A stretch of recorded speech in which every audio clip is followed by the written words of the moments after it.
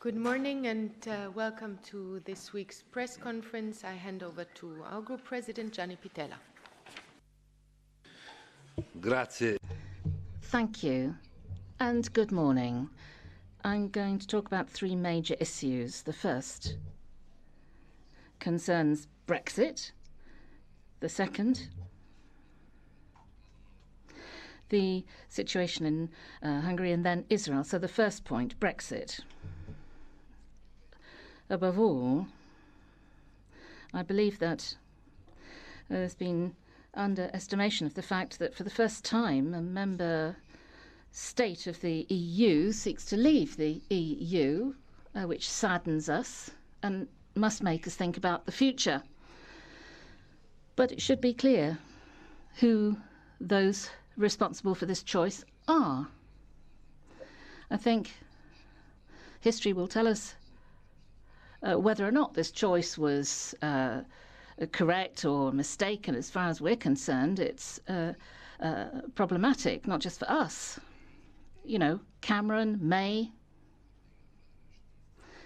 and my colleague Mr. Farage of UKIP stand behind this, and we are going to seek to change the situation into an opportunity.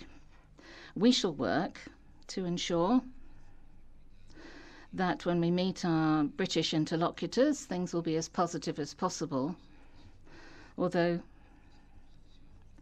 we have to look at the positions taken. And we have the former leader of the Tories, Michael Howard, who has referred to possible hostilities between the UK and Spain, utterly unprecedented. Now, there's a resolution that we shall approve tomorrow in plenary, and there is broad consensus behind it. I very much hope that this will be absolutely reflected in Parliament's vote, and we reaffirm our basic principles that we shall be having our voice as Parliament at all phases of negotiations. And the first principle is that no country may enjoy more favourable treatment than member states of the EU. And the second point is that our doors are open, even for possible retraction of Article 50 invocation. But of course that has to be on a bilateral basis. We would need to have the institutions of the EU and member states in agreement with that, of course. And the other point is that the way that we approach the negotiations will be the following as far as we're concerned. First of all, we've got the negotiation about the divorce. During the talks about divorce, we will understand whether or not the conditions are met to conclude those talks about divorce positively. And if so, that if the mood is positive, if there's a positive feeling about this, then we could move to look at transitional arrangements, and after that we would be talking about the relationship between the UK and the EU. After the divorce, the UK will become a third country. Then there are a number of fundamental points to be tackled in the course of our talks about divorce.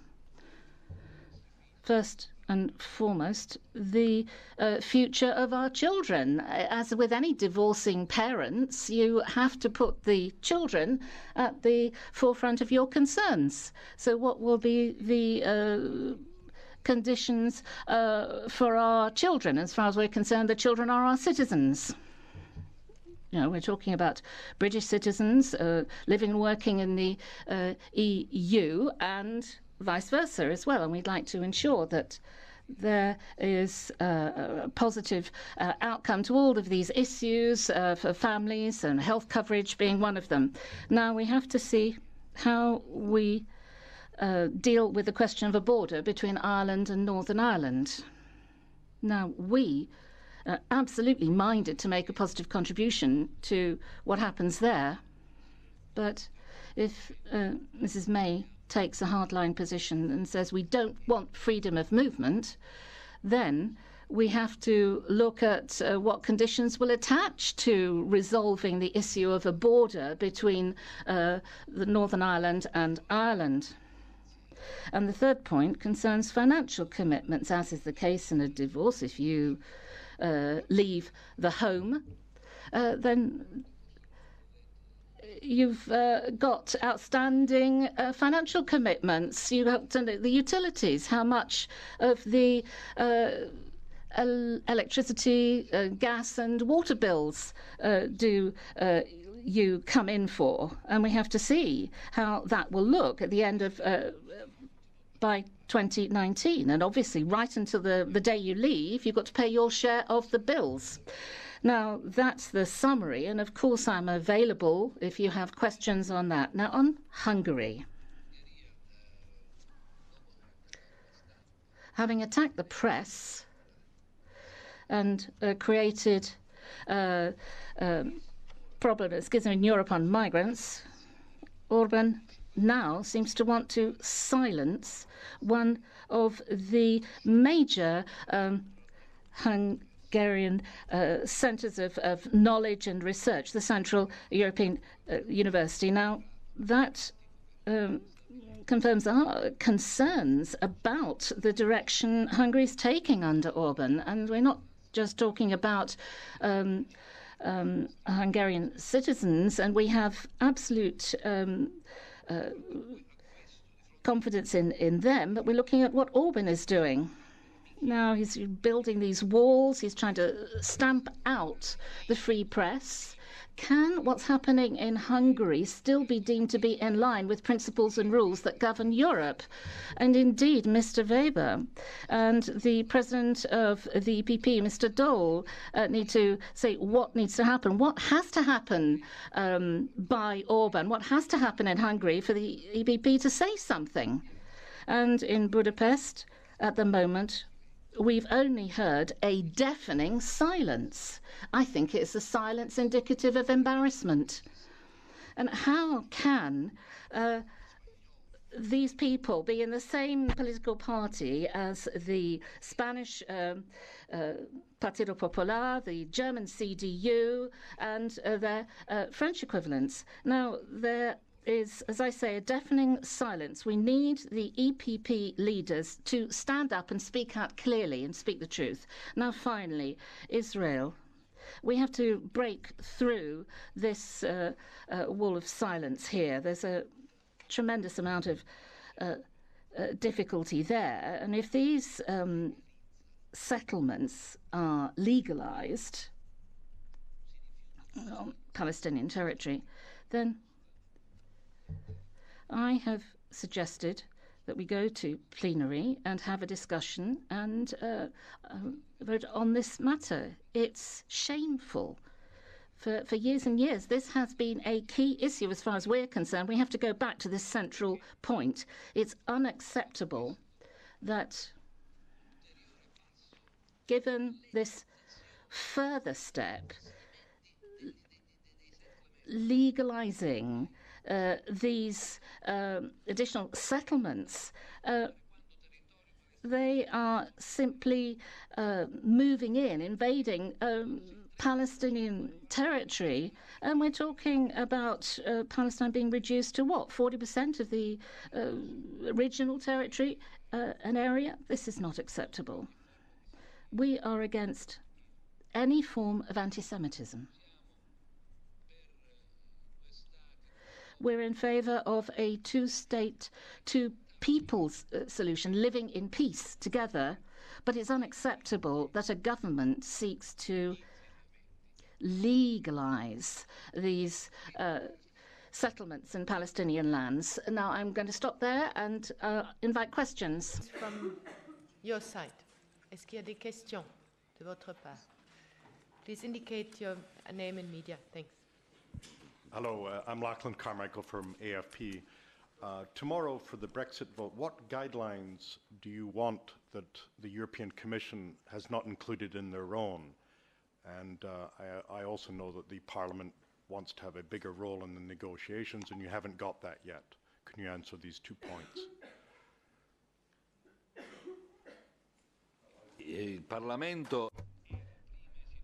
The Parliament is the first institution to officially react in the form of a resolution.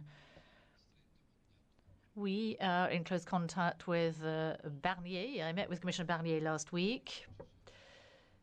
And it seems to me that there is a sort of perfect conformity of views in terms of the position being adopted by the European Parliament. And I think there's a similarity of views with the Council. So let us hope that we'll be able to proceed hand in hand, because I think unity is essential if the negotiations are to lead to a successful outcome. Merci beaucoup, Enrique Serveto, do Quotidiano Español. Thank you. On Brexit, perhaps you could tell us what your preference is when it comes to following the Brexit negotiations at the level of the European Parliament.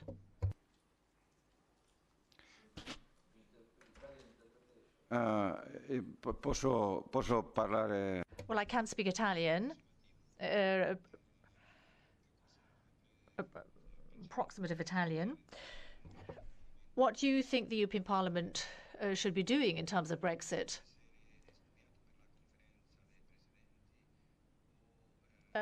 Is this being discussed at the Conference of Presidents, or do you think a special ad hoc committee should be set up with a view to following Brexit negotiations at the level of the European Parliament?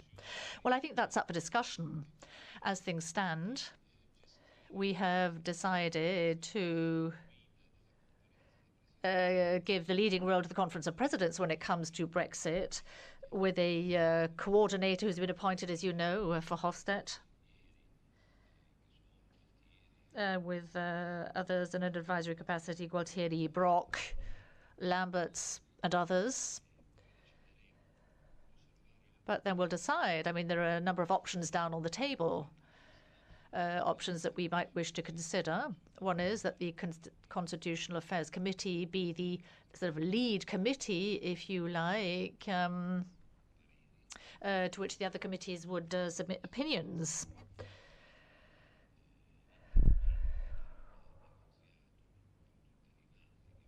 With sort of mid-term review or intimate sort of levels of conference being discussed at the level of the Constitutional Affairs Committee. But I think all this is very much up in the air at the moment.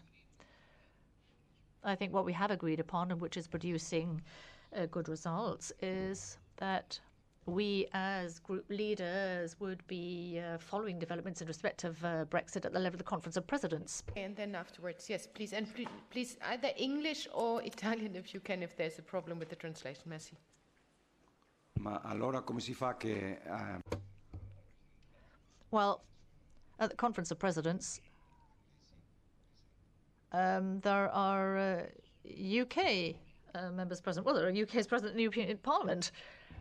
British MEPs have their rights and can invoke their rights until such time as the divorce is accomplished. We, within the Socialist Group, want to ensure that our British MEPs enjoy the same rights as others. They're not second-class members of the European Parliament until the divorce has been consummated. Then they will be able to enjoy their full rights. I think they're acting in an utterly correct fashion whilst experiencing this tragedy. I think we can all imagine how very real that tragedy is. I think if we put ourselves in the shoes of our British members, I think we can imagine what that must feel like as your country drifts away from the EU. Thanks. Simon Taylor, MLEX. Mr. Pittella, Mr. Tusk and Mr. Muscat said last week that we could... Sorry. I'm not going to try in Italian because it would be embarrassing. Can you repeat it? Yeah. I mean, I'd end up ordering a pizza and half a litre of red wine, so it would be a bit embarrassing.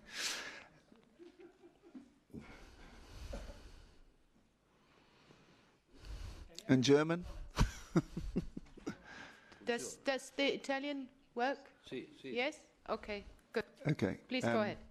So last Friday, when Mr. Donald Tusk and Mr. Muscat gave a press conference when the guidelines came out, President Tusk said that we could move on in the negotiations to the UK's future relations once sufficient progress had been achieved on some of the priority issues.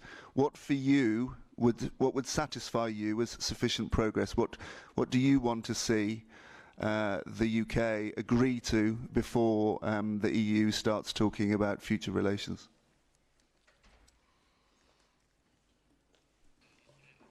Beh, abbiamo indicato quali sono. Well, I think we've said what the key points are in the negotiations as far as we're concerned. The rights of citizens, I think that's quite clear.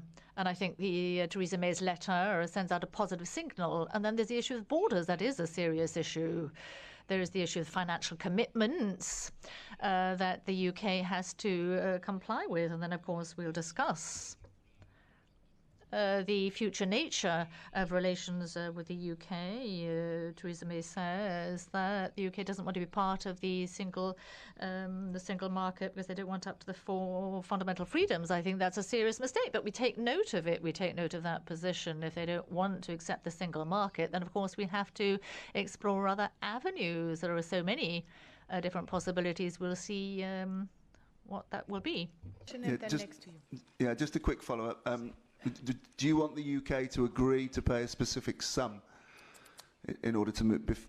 Should the UK agree to pay a specific sum as the cost of leaving before moving on to future relations? Ma mi pare ovvio. Se lei si... Seems obvious. I mean, if you divorce from your wife, I mean, you'll have lawyers go before the courts and they establish the conditions, the sort of financial separation between sort of husband and wife. Well, if one is signed up to a certain number of commitments, and I think those have to be honoured. If the UK has agreed to contribute to the community budget up until 2019, then of course it has to do that, as other member states do. It's not a punishment in respect of countries wishing to leave the EU. Commitments, financial commitments have been entered into. Had Spain done that, Italy, France or Portugal, then of course the same situation would apply. Please, next. Yes, please. Bonjour, Pascal Zims. Pascal Zims, Agence Europe. Could I put my question in French? Thank you.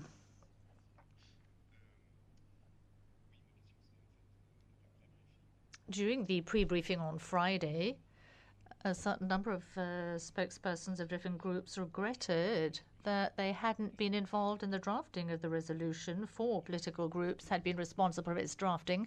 I just wonder why it was decided that only 4 political groups would be responsible for the drafting of that resolution. And my other question is, what are the differences between the resolution EPP, S&D, Greens and ALDE, and the 3 other groups, or the 2 other resolutions, GUI and GL, if I've correctly understood, now seem to be ready to support your resolution. But what are the differences between them?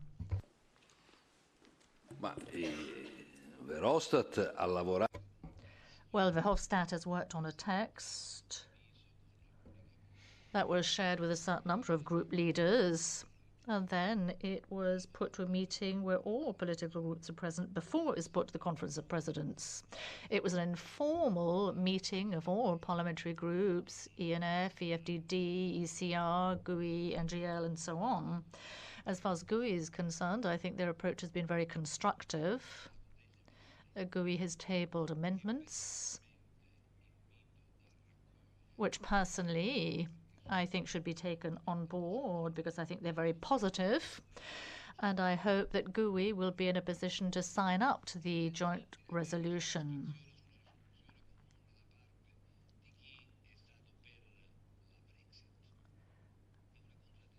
I mean, you can't have those signing up to the resolution if they've been in favour of Brexit.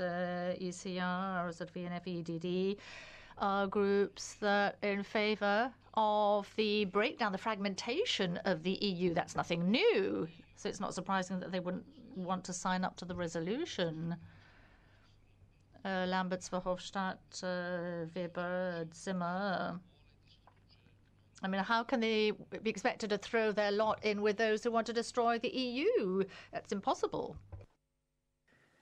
Thank you. Are there further questions? Yes, please. Mr. Pittella, I would like to ask you whether you have get some feedback in the last days from Mr. Dijsselbloem, or whether you intend to get in touch with him on his last statements on Southern European countries. Because I think on Friday there's the next Eurogroup meeting, so perhaps it's good to have a clear picture.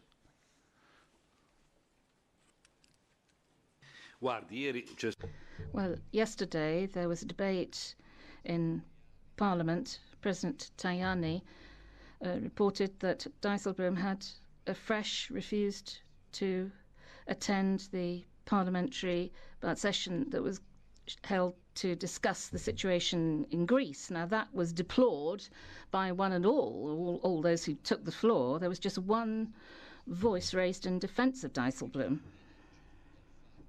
Now, in addition to the fact that Dijsselbloem gave an interview that you will know about, where he talked about crazy spending by southern European countries, splashing money out on alcohol and women, which was a general affront to one and all, including women. But this really is means that Dijsselbloem is no longer fit to continue to lead such an important body of the EU as the Eurogroup.